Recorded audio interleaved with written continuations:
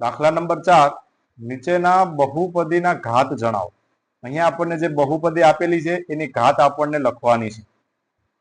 તો પહેલો પ્રશ્ન છે 5x ની 3 ઘાત પ્લસ 4x નો વર્ગ પ્લસ 7x. સૌથી મોટી ઘાત હોય એ થશે બહુપદીની ઘાત. અહીંયા સૌથી મોટી ઘાત કઈ છે? x ની. x ની 3 ઘાત સૌથી મોટી છે, બરાબર. તો આ બહુપદીની ઘાત શું થશે? 3 થશે. તો આનો જવાબ થશે 3. તો અહીં લખશું આ બહુપદીની ઘાત કેટલી થશે? 3 છે, બરાબર. એના પછી નીચે 4 માઇનસ y નો વર્ગ. અહીંયા મિત્રો ચલ તરીકે y આપેલું છે અને એની મોટી ઘાત સૌથી મોટી ઘાત 2 છે.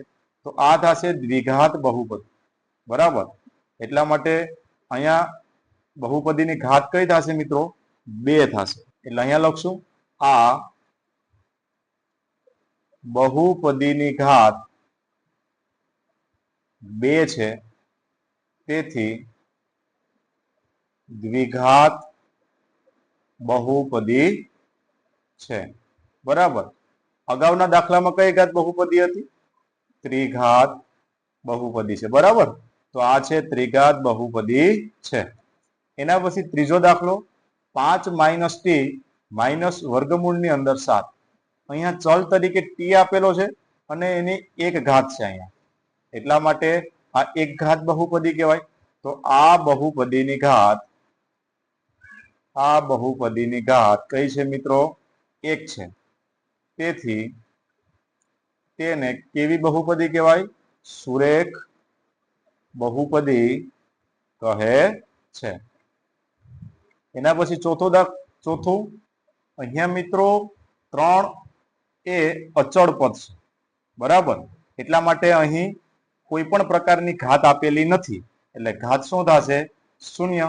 તો અહીં 3 એ કેવો પદ છે? અચળ પદ છે.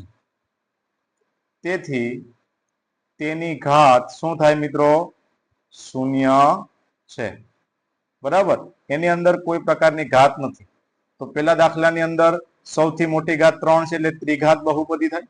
દાખલા નંબર 2 માં સૌથી મોટી ઘાત 2 છે એટલે દ્વિઘાત બહુપદી થાય. ત્રીજા દાખલામાં સૌથી મોટી ઘાત 1 છે એટલે સુરેખ બહુપદી થાય. અને ચોથા દાખલાની અંદર 3 એ અચળ પદ છે એટલે એની મોટી ઘાત 0 થશે. એના પછી દાખલા નંબર 5, નીચે આપેલ બહુપદીઓને સુરેખ, દ્વિઘાત કે ત્રિઘાત બહુપદીઓમાં વર્ગીકરણ કરો. અહીંયા આપણને વર્ગીકરણ કરવાનું છે. સૌપ્રથમ પેલો દાખલો છે x નો વર્ગ પ્લસ x. તો મિત્રો સૌથી મોટી ઘાત આની અંદર કઈ આવેલી છે? 2 આવેલી છે. એટલા માટે આ દ્વિઘાત બહુપદી થશે. તો આ છે દ્વિઘાત બહુપદી. દાખલા નંબર 2 ની અંદર x માઇનસ x ની 3 ઘાત. સૌથી મોટી ઘાત 3 છે એટલે આ થશે ત્રિઘાત બહુપદી, બરાબર. તો અહીં મોટી ઘાત કેટલી છે? 3 છે.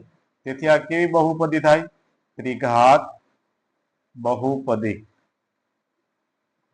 છે. ઓકે. એના પછી દાખલા નંબર 3. દાખલા નંબર 3 માં સૌથી મોટી ઘાત 2 છે એટલે આ થશે દ્વિઘાત બહુપદી. ત્યાં લખશું આ દ્વિઘાત બહુપદી છે, કારણ કે આની સૌથી મોટી ઘાત શું છે? 2 છે. એના પછી દાખલા નંબર 5 ની અંદર 3t આપેલા છે. અહીંયા t ની એક જ ઘાત છે. તો આવી બહુપદીને શું કહેવાય?